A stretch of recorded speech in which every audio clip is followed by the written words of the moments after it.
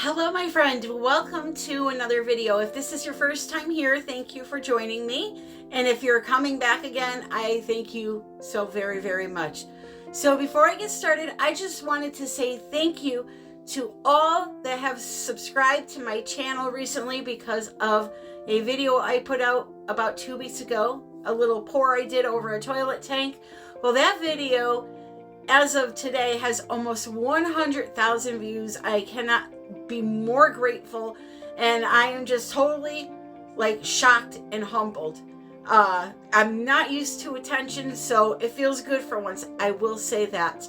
But I just want to thank you for joining me and allowing me to teach you. So we need to sum up this toilet theme and finish this seat, and I'll talk you through step by step what I did to achieve this.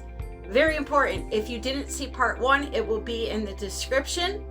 And if you did not see the pour over the toilet tank cover, it will be in the description also. I'm going to keep on this theme of home improvement pours. Don't you worry. We're going to have a lot of fun with this because I have a empty head with a whole bunch of ideas. Only ideas for art. Everything else in the world goes out the window. That's all that's in here, okay? So I'm gonna help you explore your inner artista, okay? Let's get started. Alrighty, so here it is, all dry. She's a beauty. And now we are going to finish it off. So these are a product called Stickles. Now I get these at Michael's, but they're on Amazon. And they're just little glitter glues, and they have the most beautiful sparkle in them. So what I wanted to do was just add a little bit of shimmer, a little more shimmer I should say, to some areas in the design. So I just put little tiny dots of glitter glue. Of course, this step after the seat is dry is totally optional. You do not have to do this. It's just something that I wanted to do. However, if you do not want to do this, your next step after the seat is dry would be to seal it in somehow, and that will be coming up in a few minutes.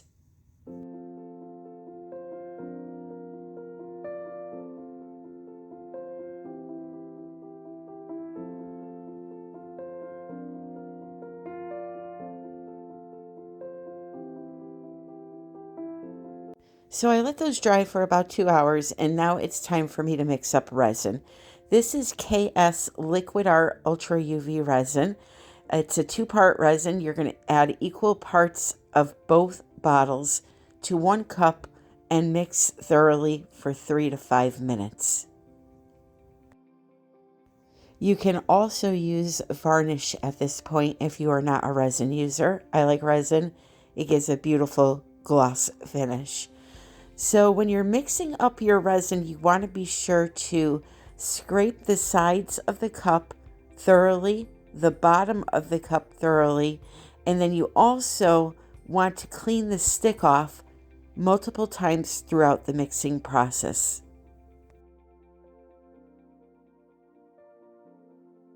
You want to make sure you scrape off the stick, front and back, both sides, and then make sure that whatever comes off of that stick, you grab off of the side of the cup and mix back into the resin.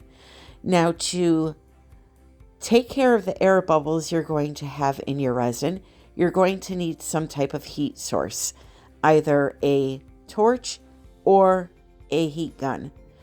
And then the last thing you'll need is a toothpick to pick out any hair or lint that you see in the surface.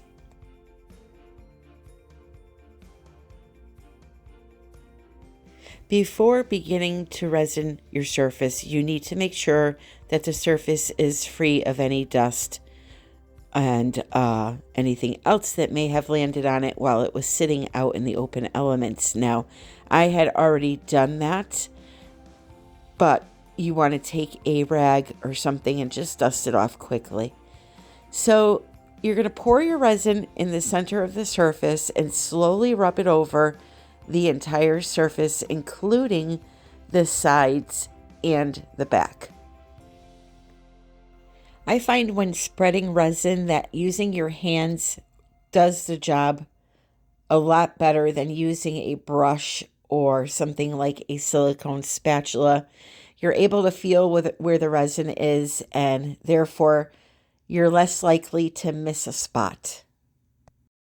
So once your piece is thoroughly coated, you're going to take your heat gun or your torch.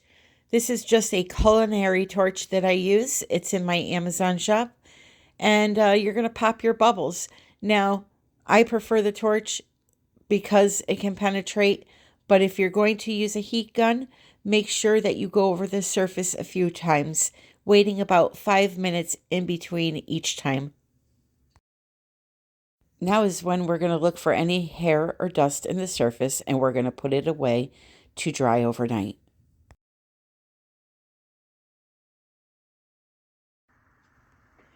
So here we are, ready to remove the tape and unveil this beauty.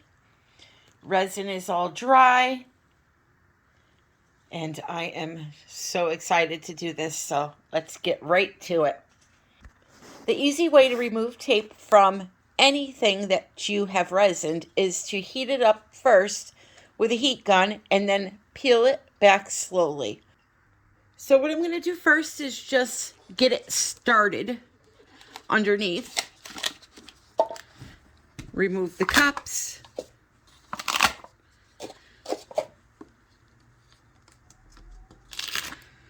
I'll take that off after, maybe not.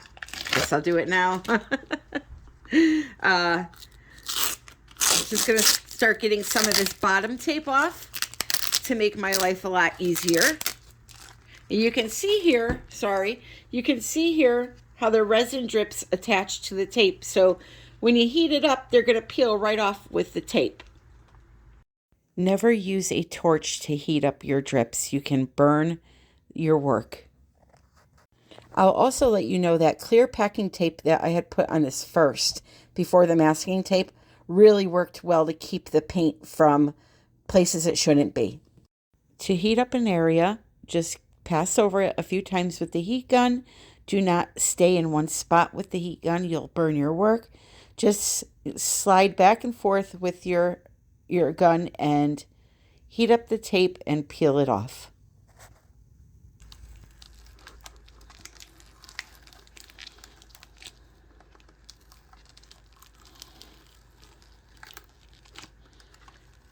You're going to want to go really, really slow with this, okay?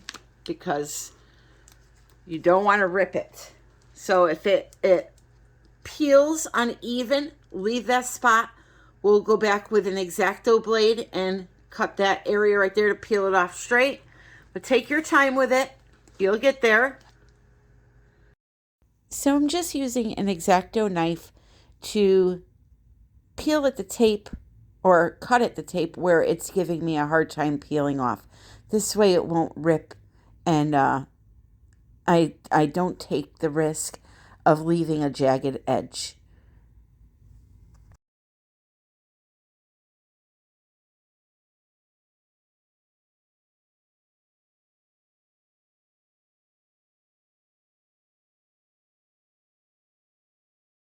And now it's time to clean up the edges and move on to the next step.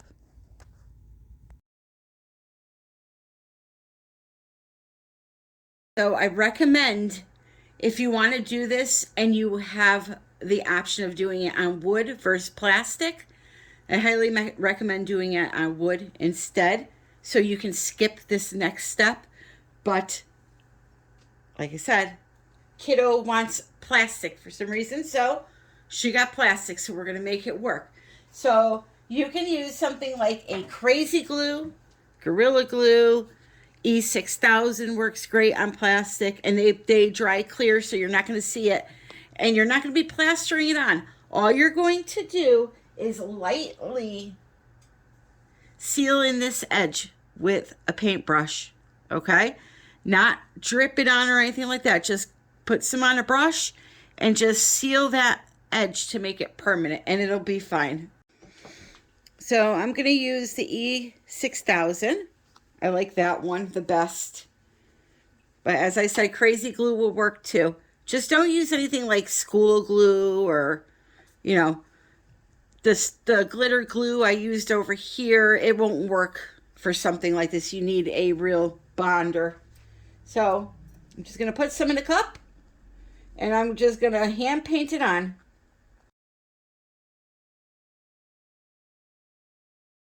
Again, it is only necessary to do this because I'm using a plastic toilet seat. Had it been wood, the resin would just adhere to it, no issues. It would have been all done. So just keep that in mind. If I didn't do this, it would lift off of the plastic because plastic and resin do not make a connection. You can peel it off. So this is just me stopping that from happening.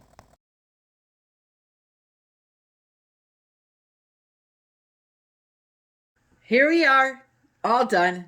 An hour and a half later, it is beautiful. I cannot wait to show you this. And what are we going to be calling this technique right here? Stay to the end of the video to hear. I owe Miss Christina Welsh a shout out because this was her idea. Anyway, let me show you how beautiful this is. How beautiful I am. Don't you just want to sit on me? Sorry. All right, so first we'll look this way. I'll try to get some sunlight on it. I can't make any promises, though. It's so miserable in Connecticut. Let me flash you.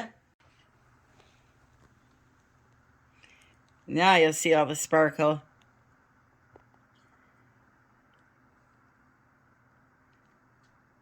Ooh-wee. Shimmer City.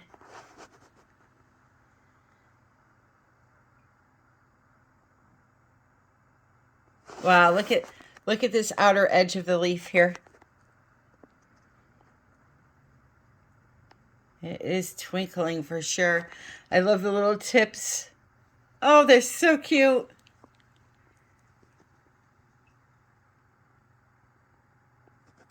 So pretty.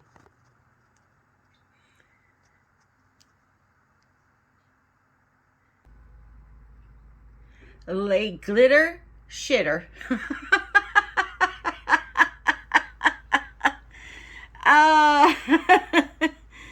Oh, that's funny.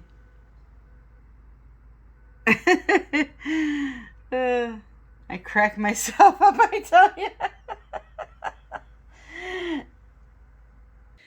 Christina Welsh from Christina Welsh Art said it best. You know, I originally did a Dutch pour, and when I released the video, I called it the Dutch pour that could literally kiss your ass, because you sit on it, kissing your ass, right? Well, Christina Welsh left the comment down in the description, and she came up with a great term for this technique right here. She called it the glitter shitter. I kid you not.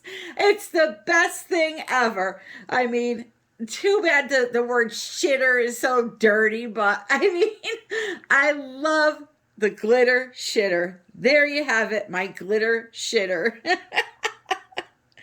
I love you all. Thank you for joining me, and happy pouring. Don't forget, if you haven't seen part 1 of this video, it will be in the description along with the link for the toilet tank cover acrylic pour.